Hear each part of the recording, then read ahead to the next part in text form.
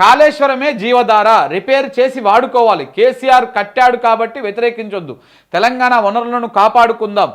బనకచర్ల పేరుతో మన వాటా నీళ్లను ఆంధ్రాకు తరలించే కుట్ర జరుగుతోంది. మేల్కొనకపోతే తీరని నష్టం జరుగుతుంది. గోదావరి జలాలు, కాళేశ్వరం ప్రాజెక్టు రౌండ్ టేబుల్ సమావేశంలో ప్రముఖులు చాలామంది మాట్లాడారు. అయితే ఇందులో మన బూర నర్సయ్య గౌడ్ గారు ఒక బూర ఊదిరిల్లా.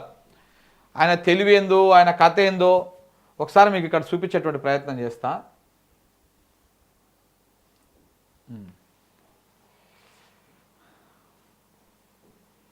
ఇదే కదా, రైట్. ఇక్కడ చూడండి ఒక్కసారి, ఇక్కడ చూడండి బూర నర్సయ్య గౌడ్ గారు నిన్న ఏం మాట్లాడిర్రు, ఏ శిల్క పలుకులు పలికిర్రో ఒకసారి చెప్పేటువంటి ప్రయత్నం చేస్తాను. మీకు వచ్చిందా? ఈయన తెలివి, ఈయన మనకు ఎంపీగా పనిచేసిండు, మళ్ళీ ఉద్యమకారుడు అని చెప్పుకుంటాడు. బీజేపీలో కాగానే ఉద్యమకారులు అందరూ ఉద్యమ నాయకులు అవుతారా? ఇది నాకు అర్థం కాదు. ఇగో అంటే 100 సంవత్సరాలు 75 సంవత్సరాలు. అదే మేడిగడ్డ దగ్గర ఎంత చెప్పేది 280 TMC.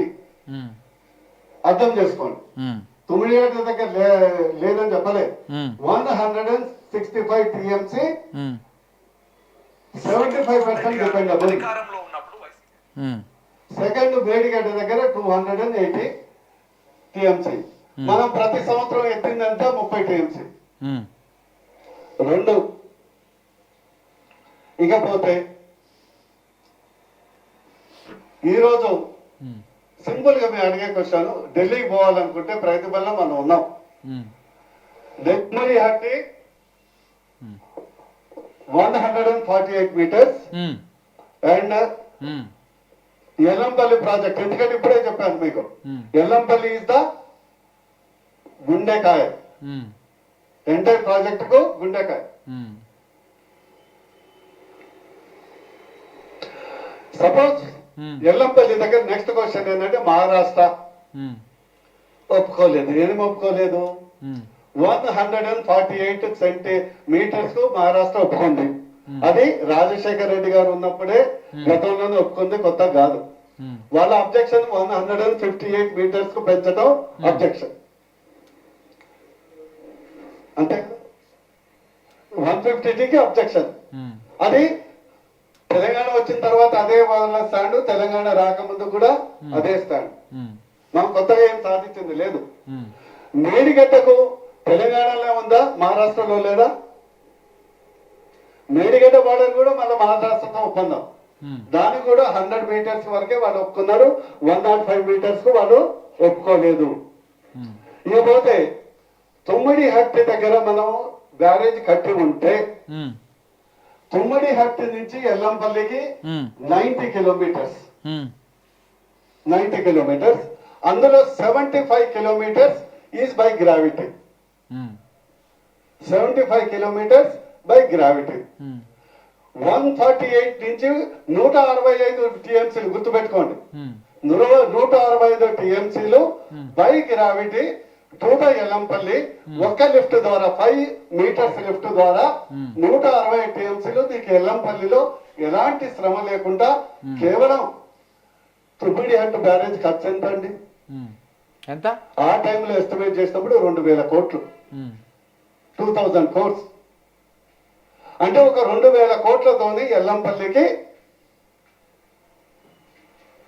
By gravity single lift ద్వారా 160 టీఎంసీలు వాడుకునే అవకాశం. నేను అనేది తుమ్మిడి దగ్గర హట్టి దగ్గర 300 టీఎంసీ అవైలబుల్ ఉంది. బట్ లిఫ్ట్ చేయగలిగింది కేవలం 160 టీఎంసీ. ఇలా తెలివి ఉంది అనుకోవాలన్నా, తెలివి లేదనుకోవాలన్నా, నిజంగా నాకు ఇట్లాంటి అంశాలు వచ్చినప్పుడు కొంత కోపం వస్తుంది, ఆవేశం కూడా వస్తుంది. ఈయన ఎంపీ అయ్యిండు, చదువుకున్న డాక్టర్. ఏం చదువు చదివిండో మరి, ఏ సందులో చదువుకుండో చదువు తెలియదు. ఈయన డాక్టర్ అయ్యిండు, మరి జ్ఞానం ఉందా లేదా కూడా తెలియదు. ఆ మాత్రం మరి సోయి లేకుండా మాట్లాడుతున్నాడు తెలియదు. వైఎస్ రాజశేఖర రెడ్డి హయాంలోనే 148 మీటర్ల ఎత్తులో డ్యామ్ కట్టడం కోసము, బరాజ్ కట్టడం కోసం ఒప్పందాలు జరిగినాయి అన్నప్పుడు మరి ఎందుకు 2004 నుంచి తర్వాత మొత్తం 2014 తెలంగాణ వచ్చేదాకా కూడా కాంగ్రెస్ ప్రభుత్వమే ఉన్నది. మరి ఎందుకు బ్యారేజ్ కట్టలేదండి అక్కడ? దేనికి కట్టలేదు? తుమ్మిడిహట్టి దగ్గర 148 మీటర్ల ఎత్తుకు మహారాష్ట్ర ప్రభుత్వం ఒప్పుకున్నప్పుడు మరి నువ్వు కట్టి 165 టీఎంసీలు తేవాల్సి ఉంటివి, ఎందుకు తీసుకురాలేదు? ఎవడికి చెప్తున్నారు సొల్లు ముచ్చట్లు ఇవన్నీ, పనికి వాళ్ళ ముచ్చట్లు? 148 మీటర్లకు ఒప్పుకున్నప్పుడు దిక్కుమాలినటువంటి వ్యవహారం కాకపోతే బూర నరసయ్య గౌడ్ గారు ఈ 148 మీటర్ల ఎత్తుకు ఒప్పుకున్నప్పుడు 152 మీటర్ల ఎఫ్ఆర్ఎల్కు తగ్గట్టుగా కింద కాలువలు ఎట్లదో మీరు ఎట్లదో మీరు అంటున్నా. కింద మీద తవ్వినటువంటి కాలువలు తుమ్మిడేటి కాడ మొదలు పెడితే మధ్యలో ఆడింత తవ్వినటువంటి కాలువలన్నీ కూడా 152 మీటర్ల ఎఫ్ఆర్ఎల్కు తగ్గట్టుగానే కాలువ ఎట్లా తవ్వుకుంటా పోయిర్రు మీరు. ఆ విషయాన్ని మీరు ఎట్లా మర్చిపోయారు? 148 మీటర్లకు తవ్విన కాలువలు 152 మీటర్లకు పనికొస్తుంది, కానీ 152 మీటర్లకు తవ్వినటువంటి కాలువలు 148కి పనిచేయదు. ఈ మాత్రం సింగిల్ లైన్ తెలివి లేకుండా మీరు ఎట్లా మాట్లాడతారండి? అక్కడ హైట్ ఎక్కువగా ఉంటే కాలువ కొంత లోతు తవ్వాల్సిన అవసరం లేదు గ్రావిటీ కోసం. హైట్ తక్కువగా ఉందనుకో కట్టది, నీకు వాటర్ కొంచెం గ్రావిటీ దాన్ని లోతు తవ్వాల్సి ఉంటుంది, అప్పుడే గ్రావిటీలో పోతాయి వాటర్. మీరు కాలువలన్నీ అక్కడి నుంచి ఇక్కడ దాకా మధ్యలో తవ్వినటువంటి కాలువలు అన్నీ కూడా దాదాపు 7,000 కోట్ల పనులు ఏమో చేసినప్పుడు ఆ పనులన్నీ కూడా 152 మీటర్ల ఎఫ్ఆర్ఎల్కు ఆ డ్యామ్ కట్టినప్పుడు పనికొచ్చేటువంటి విధంగా కాలువలు తవ్వీరు. ఇంకొక పాయింట్ చెప్తారు ఆయన. అందులో మిత్రుడు రాము అని ఉంటాడు, ఇక ఇరిగేషన్ మీద బాగా పనిచేస్తూ ఉన్నాడు, పోరాడు యువకుడు, నాకంటే చిన్నోడు తమ్ముడు, చాలా ప్లానెడ్గా చాలా ప్రాపర్గా చెప్తా ఉంటాడు అన్ని అంశాల మీద. ఆ అబ్బాయి ఏ రాజకీయ విమర్శలకు పోడు, ఓన్లీ ఇరిగేషన్ సంబంధించినటువంటి పాయింట్స్నే పట్టుకొని మాట్లాడతాడు. మంచి అవగాహన పెంచుకుంటున్నాడు, పెంచుకోవాలి కూడా, ఇట్లాంటి వాళ్ళు తయారు కావాలి కూడా. ఆ రాము లాంటి వాళ్ళు ఇంకొక 100 మంది తయారైతే ఈ బూర నర్సయ్య లాంటి వాళ్ళు బూర వలగొట్టడానికి తెలంగాణ సమాజం కొంత జాగృతం కావాలి. ఇలాంటి తెలివిలేని వాళ్ళని నాయకులుగా ఎన్నుకొని మనం నెత్తి మీద పెట్టుకొని ఊరేగితే గిట్లనే ఉంటుంది. చాలా స్పష్టంగా చెప్పిండు, 148 నుంచి 148 తీసుకురావడానికి ఒక సింగిల్ లిఫ్ట్ చాలంట. ఆ 140 తుమ్మిడేటి నుంచి ఎల్లంపల్లి తీసుకురావడానికి కూడా 2 లిఫ్టులు పెట్టాలి. ఉట్టిగానే రావు వాటర్. ఇంకొకటి ఏమంటున్నాడు, 165 టీఎంసీలు వస్తాయి అని చెప్పి చెప్తా ఉన్నాడు. ఈ 165 టీఎంసీల పై రాష్ట్రం వాటా ఎంత? 63 టీఎంసీలు. ఈ 63 టీఎంసీలు పోతే అటు ఉన్నది ఎంత? 102 టీఎంసీలు.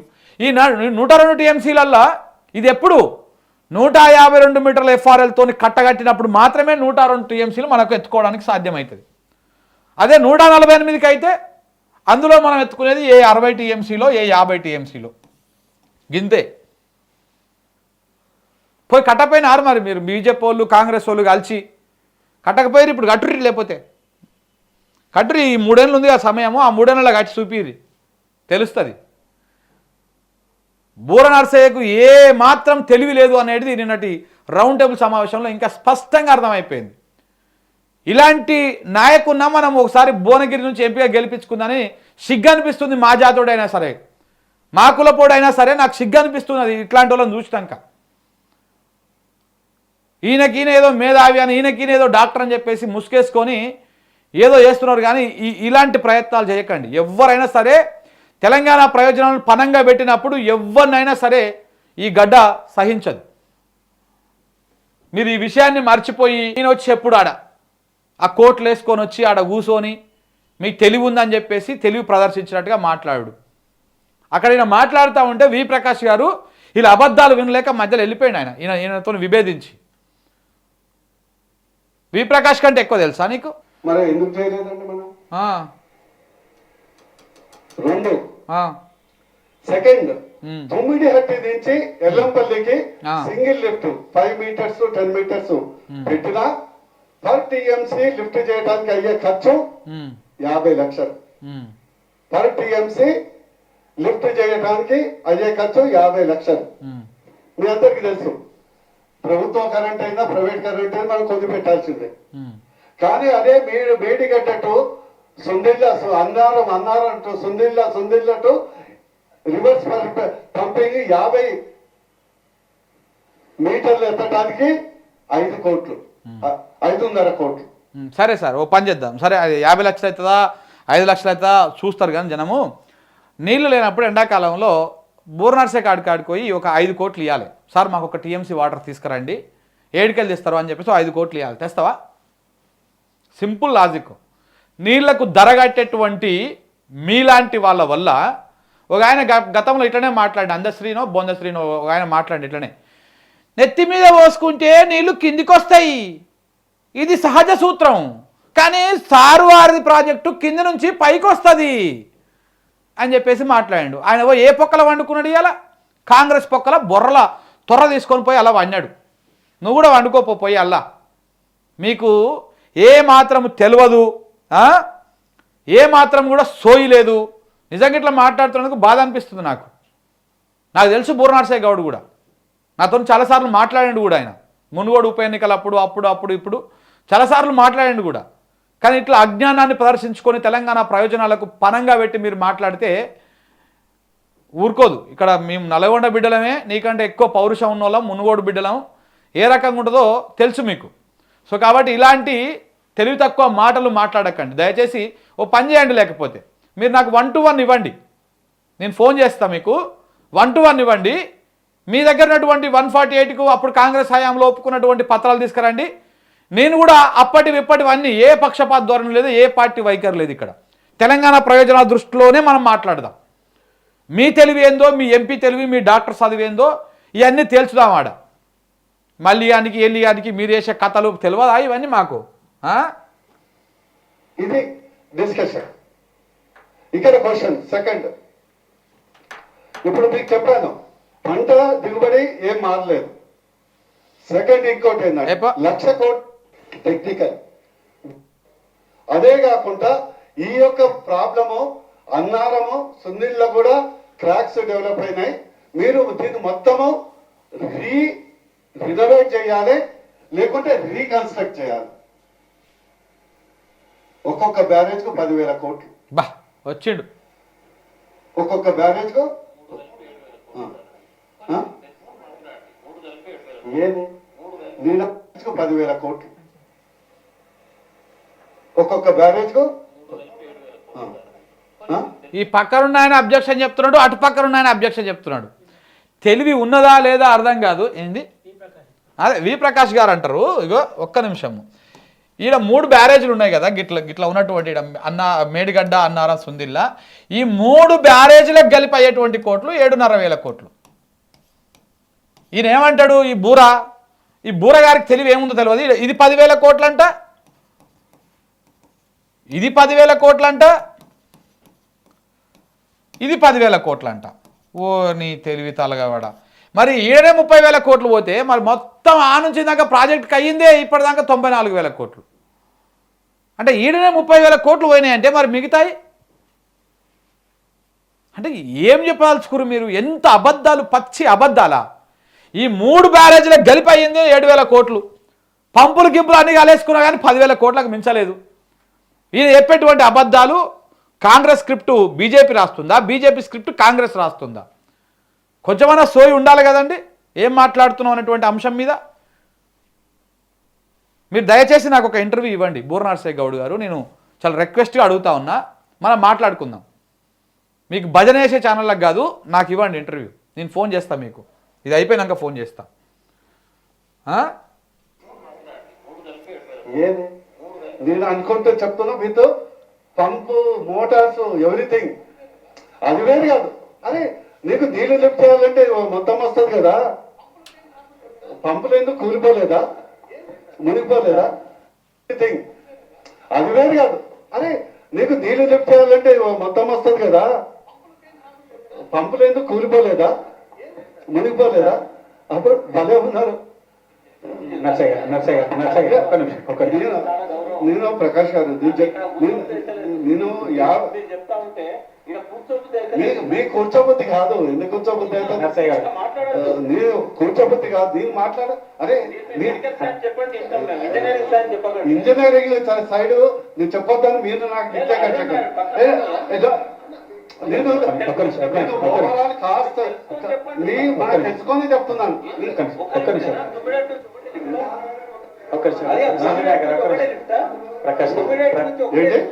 ప్రకాష్ గారు నేను పంపులు రికరెన్స్ మెయింటెనెన్స్ దాని గురించి యావరేజ్ పంపు 3 యొక్క లిఫ్ట్స్ కావాలి మనకు. నీకు నువ్వు అబద్ధాలు నిజాలు మీరు చెప్పండి. మీరు మాట్లాడేటప్పుడు నేను మాట్లాడలేదు. మీరు బనగజల్ల నీతి గౌరవం మాట్లాడేటప్పుడు నేను చెప్పొచ్చు, నేను చెప్పొచ్చు, నేను చెప్పొచ్చు. Don't try to interrupt. చెప్తున్నా ఇదంతా. ప్రకాష్ గారు ప్లీజ్ ప్లీజ్ అంటే మీరు మాట్లాడండి, మీరు కంక్లూడ్ ప్లీజ్ ఒక్క ఇక్కడికి ఉన్న వాళ్ళతో చెప్పండి. నేను చెప్పింది ఏదన్నా ఉందా? ప్రకాష్ గారు ఒక్క నిమిషం వారు కంక్లూడ్ చేసిన తర్వాత మీరు మాట్లాడండి. అట్లా కాదు, మీరు అట్లా అది ఉద్యమకారుల పౌరుషం అండి. బూర్నర్సే గౌడ్ గారు గుర్తుపెట్టుకోండి. నువ్వు కూడా ఉద్యమకారుడే కావచ్చు, కానీ ఇప్పుడు ఉద్యమ నాయకుడు అయినవు. ఉద్యమకారుల పౌరుషం అబద్ధాలు చెప్తుంటే, నువ్వు మంచిగా పూసగుచ్చినట్టు చెప్తుంటే, ప్రజలకు విషం ఎక్కిస్తుంటే, అక్కడ ఏ ఉద్యమకారుడు, నీళ్ళ మీద సోయున్నటువంటి వాళ్ళు, తెలంగాణ గడ్డ మీద ప్రేమ ఉన్నటువంటి వాళ్ళు ఎవ్వరు కూడా కూర్చోరు. అది బాజాప్తా కూర్చోరు. ఇక్కడ కూర్చుంటే ఎక్కువ మాట్లాడితే ఇంకొక ఎక్స్ట్రీమ్ లెవెల్కి వెళ్ళిపోతుంది. సో ఆ లెవెల్ దానికి ఉండకూడదని చెప్పేసి ఆయన వెళ్ళిపోయాడు. గౌరవప్రదంగానే వెళ్ళిపోయాడు ఆయన. మీ చిల్లర పంచాయతీలలో ఎందుకు అని చెప్పేసి. ఇంత జరిగినాక కూడా, ఇంత నష్టమైనాక కూడా, తెలంగాణలో పంటలు ఎండిపోయినాక కూడా, రైతులు చచ్చిపోతుంటే ఇంకా కూడా మీరు ఇంకా కాళేశ్వరం మీద ఈకలు వీకే కార్యక్రమాలు, నీళ్ల మీద ఈకలు వీకే కార్యక్రమాలు, 50 లక్షలు అవుతుంది టీఎంసీ ఎత్తిపోయడానికి, ఇదైతే 5.5 కోట్లు అవుతుంది. ఎండాకాలంలో అన్ని బంద్ ఉన్నప్పుడు 5.5 కోట్లు తీసుకపోయి బూర్నర్సేకి ఇవ్వాలి. సార్ మాకు టీఎంసీ నీళ్ళు కావాలి, మా చెరువు నింపండి అని చెప్పేసి. ఏడికెళ్ళి వచ్చి నింపుతాడో లేకపోతే ఆయన మోటార్ పెట్టి పోస్తాడో చూడాలి. ఎటుకెళ్ళి వచ్చి నింపుతావు? నీళ్ళకు లెక్కలు కడతారు మీరు, అంటే తాగే నీళ్ళకు లెక్కలు కడతారు మీరు. గాలి విడుచుకుంటే గాలి కూడా రేపు లెక్కలు కడతారు వీళ్ళు. తాగే నీళ్ళకు లెక్కలు కట్టరి, గాలికి లెక్కలు కట్టరి, మనిషి ప్రాణానికి. ఒక రైతు చనిపోయిండండి, ఒక ఎకరం పొలం బారక. ఆ రైతుకు ఎన్ని వేల కోట్లు ఇస్తే, 800 కోట్లు ఇస్తే, ఎన్ని కోట్లు ఇస్తే బతికొస్తాడు బయటికి? బూర్నర్సే గౌడ్ చెప్తాడా లేకపోతే కాంగ్రెస్ నాయకులు చెప్తారా? ఎవరు చెప్తారు? ఓ రైతు నీళ్లు లేక, పంట పొలం వండక, తెచ్చిన అప్పు తీరలేక, ఇంట్లో పిల్లల్ని సాకలేక, ఊరేసుకోనో పురుగుల మంది దాగో చచ్చిపోయాడు. తీరుస్తావా నువ్వు? 5 కోట్లు ఇస్తాడు, తీసుకొస్తావా ఆ రైతుని? ఆ కుటుంబాన్ని సాకుతావా? సిగ్గుండాలి కదా కొంచెం. నాకు ఇట్లా మాట్లాడుతుందుకు 5 కోట్లని లెక్క పెడతావు నువ్వు? 5 కోట్లు అంటే లిఫ్ట్లు చేస్తే ఒక టీఎంసీకి రావడానికి 50 కోట్లైనా ఖర్చు పెడుతుందండి తెలంగాణ. పెట్టాలి. నీళ్లు లేనప్పుడు, నీళ్లు కావాలన్నప్పుడు 50 కోట్లైనా ఖర్చు పెట్టాలి, తప్పేం లేదు. ఏడికెళ్ళి వచ్చినాయి నీళ్లు తెలంగాణకు? భూగర్భ జలాలు ఎట్లా పెరిగినాయి? మిషన్ కాకతీయ వల్ల పెరగలేదా? చెరువుల పునరుద్ధరణ వల్ల పెరగలేదా? ఎన్ని బరాజులు కట్టిరు తెలంగాణలో? సమైక్య పాలకులు ఎన్ని కట్టిరు గతంలో ఈ ప్రాంతంలో? ఒక్క బరాజన కట్టిర్రా? గోదావరి నది మీద ఉన్నటువంటి ఏకైక బరాజు ప్రకాశం బ్యారేజ్ ఒక్కటే కదా. ఆ ప్రకాశం బ్యారేజ్ గతంలో కూలిపోలేదా? కొట్టుకపోలేదా? దాని తర్వాత రిపేర్ చేసుకోలేదా? ఇవాళ ఒక బ్యారేజ్లో ఒక చిన్న పియర్లో ఏదో చిన్నది అది వస్తే దాన్ని పట్టుకొని చిల్లర రాజకీయాలు, షిప్ పట్టుకొని అడుక్కున్నట్టుగా మీరు అడుక్కుంటున్నారు ఓట్ల కోసం. ఇంకా కూడా ఏమాత్రం ఇంగితం లేకుండా, ఏమాత్రం సోయి లేకుండా తుమ్మిడి దగ్గర ఆ తమ్ముడు రాము చెప్తాడు. ఒక నిమిషం ఆగు, ఎక్కడ పోయేది? చాలా ప్రాపర్గా లెక్కలతో సహా చెప్తాడు. ఇట్లాంటి వాళ్ళు రావాలి ఇంకా కూడా. ఐ అప్రిషియేట్ రాముని, నేను అప్రిషియేట్ చేస్తా ఉన్నా. ఇలాంటి వాళ్ళు యువకులు, ఇలా అయిపోయింది, టర్మ్ అయిపోయింది ఇదంతా. ఇవన్నీ మంచం బ్యాచ్కి చేరినాయిగా. వీళ్ళతో వద్దు మనకి.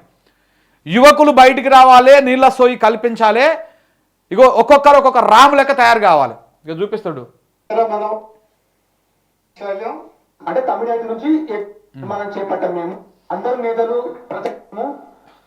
జాయింట్ ఇంటర్ స్టేట్ అగ్రిమెంట్ జరిగింది. కేసీఆర్ గారు వచ్చిన తర్వాత, అధికారంలోకి వచ్చిన తెలంగాణ ప్రభుత్వం వచ్చిన తర్వాత ఇంటర్ స్టేట్ అగ్రిమెంట్ జరిగింది. 2 ఎల్లంపల్లి గ్రావిటీ ప్రాజెక్టు కాదు, 3. దానిలో 2 స్టేజ్లో లిఫ్ట్ ఉంటుంది, 48 మీటర్ల లిఫ్ట్ అవసరం ఉంటుంది. సో ఎల్లంపల్లి అనేటువంటి గ్రావిటీ ప్రాజెక్టు కాదు. ఇది పదే అందరు నేతలు ఏమన్నాడైనా బూర్నర్సే గౌడ్ గారు 5 మీటర్లో లేకపోతే 10 మీటర్లో లిఫ్ట్ పెడితే తుమ్మిడిహెట్టి నుంచి ఎల్లంపల్లికి వస్తాయి అని చెప్పిండు. కానీ వాస్తవానికి అక్కడ అప్పుడు ఇది ప్రాణహిత చేవెళ్ళ ప్రాజెక్టు డిపిఆర్లో పెట్టినటువంటి లెక్కల ప్రకారమే ఆ డిపిఆర్ తీసిరు. మొన్న శ్రీధర్రావు దేశపాండే గారు ఆ పాత డిపిఆర్ అని తీసి ఫస్ట్ న్యూస్ లైన్ వేసింది దాని మీద వీడియో. ఫస్ట్ వారు మన ఇంటర్వ్యూలో చెప్పారు, ఫస్ట్ మనమే తీసుకొచ్చిన ఆ అంశాన్ని ఫస్ట్ ఏమని, ఇప్పుడు 48 మీటర్ల ఎత్తులో 2 లిఫ్టులు పెట్టాల్సి ఉంటుంది, 2 లిఫ్టులు పెట్టాల్సి ఉంటుంది. ఒకటి 40 కిలోమీటర్ దగ్గర, ఇంకోటి 70 కిలోమీటర్ దగ్గర పెట్టాల్సి ఉంటుంది. 2 లిఫ్టులు పెడితేనే ఎల్లంపల్లికి వస్తాయి వాటర్. అలాగనే ఇప్పుడు కూడా ఇప్పుడు 3 లిఫ్టులు ఉన్నాయి, అప్పుడు 2 లిఫ్టులు ఉండేది, ఇప్పుడు 3 లిఫ్టులు అయినాయి, 1 లిఫ్ట్ పెరిగింది అంతే. మళ్ళీ వాటర్ అక్కడ ఎంత ఉంటుంది, ఇక్కడ ఎంత ఉంటుంది, చాలా అది ఉన్నది కదా. ఇంకా ప్రచారం చేసిన బీజేపీ కాంగ్రెస్ నేతలు ఎల్లంపల్లి గ్రావిటీ ప్రాజెక్టు కాదనే విషయాన్ని గమనంలో ఉంచుకోవాలి. ఇంకొకటి, ఇక్కడికి ప్రభుత్వ పెద్దలు ఎవరు రాలేదు, వాళ్ళు కొన్ని ప్రశ్నలు అడగాలనుకుంటున్నాను. రారు వాళ్ళు. ప్రాణహితకు ప్రాణం వార్దాగా అంటే తమ్మిడిహట్టి దగ్గర బరాజ్ నిర్మాణం చేపట్టాం మేము, వార్దా మీద చేపడతామని చెప్పేసి మార్చి 22, 2024 నాడు ప్రభుత్వం వచ్చినటువంటి ప్రకటన ఇది, ఈనాడు పేపర్ ఇది. దీన్ని ఏం చెప్తున్నారంటే తమ్మిడిహట్టి నుండి ప్రాజెక్టులు వార్దాకు మారుస్తున్నాం. అంటే తమ్మిడిహట్టి నుంచి ఎగువకు ఒక 4 కిలోమీటర్ల పైకి ఉంటుంది వార్దా నది. ఆ వార్దా వీటండి అనే గ్రామం దగ్గర బరాజ్ నిర్మాణం చేపట్టి ఉమ్మడి ఆదిలాబాద్ జిల్లా 2 లక్షల ఎకరాలకు సాగుని అందిస్తామని చెప్పేసి గత ప్రభుత్వం ఉన్నటువంటి ప్రణాళికని మేము అమలు చేస్తామని చెప్పేసి ఉత్తమ్ కుమార్ రెడ్డి గారు ఇచ్చినటువంటి స్టేట్మెంట్. ఇంతవరకు అది కాలేదు. ఇంకొకటి, రీసెంట్ గా తమ్మిడిహట్టి దగ్గర బరాజ్ నిర్మాణం చేపడతామని చెప్తున్నారు ప్రభుత్వం. ముఖ్యమంత్రి చెప్తున్నారు, ఉత్తమ్ కుమార్ రెడ్డి గారు చెప్తున్నారు. సరే, మేము అడిగేది ఏంటంటే తమ్మిడిహట్టి దగ్గర 44 టీఎంసీల నీటిని మనం ఉపయోగించుకోవచ్చు 148 మీటర్ల ఎత్తులో ఉపయోగించుకున్నాం. 48 ఉంటుందా, 60 ఉంటుందా, ఎన్ని టీఎంసీలు ఉంటా కాదు, మీరు బరాజ్ ఏ ఎత్తులో కడతారు అగ్రిమెంట్ చేసుకుని ఆడ బరాజ్ కట్టనీకి అవ్వదు. ఆడ బరాజ్ కట్టాలంటే ఇట్లా కట్టాలి. నేను ఇంతకుముందు చాలాసార్లు చెప్పిన, ఈ కాళేశ్వరము, ఈ బరాజీలు అందరూ కూడా ఎంతోమంది అంత నెగిటివ్ బ్యాచ్ చేసినప్పుడు నేను నాతో పాటు 4 కలిసి ఇవన్నీ తిరిగి వచ్చినాం, ఇవన్నీ తిరిగినాము, స్టడీ చేసినాం, అంత అయిపోయింది. ఆ రోజు మేము ఏం చెప్పినాం, ఈరోజు గదే నడుస్తూ ఉన్నది. వీళ్ళకి ఆ సోయి ఉండదు, వీళ్ళకి ఆ ఇంగితం ఉండదు, ఏముండదు, ఉట్టిన వచ్చి మాట్లాడుతూ ఉంటారు. ఇంకా మాట్లాడితే నాకు బీపీ వస్తుంది అనవసరంగా. ఈ తమ్ముడు చాలా బాగా చెప్పిండు, మీరు చూడండి. ఇట్లా చాలామంది తయారు కావాలి, ఇరిగేషన్ మీద అవగాహనకు రావాలి. మనకు ఇంతకుముందు కూడా మనం చెప్పుకున్నాం, మనకు తెలంగాణ సోయి వచ్చింది, నిధుల సోయి వచ్చింది, అన్నీ వచ్చినాయి, కానీ నీళ్ళ సోయి రాలే. నీళ్ళ సోయి వచ్చినప్పుడు ఈ బూర నర్సే లాంటి వాళ్ళు, ఆ కాంగ్రెస్లో ఒక వితండవాదం విధించేటువంటి ఒక వాళ్ళు ఉంటారు నీళ్ళ విషయంలో, వాళ్లకు మనము సరైనటువంటి సమాధానం చెప్పేటువంటి ఆస్కారం ఉంటుంది. సో కాబట్టి ఇవన్నీ ఎప్పటికప్పుడు కొంత మనం తెలుసుకోవాల్సినటువంటి అవసరం కూడా ఉన్నది.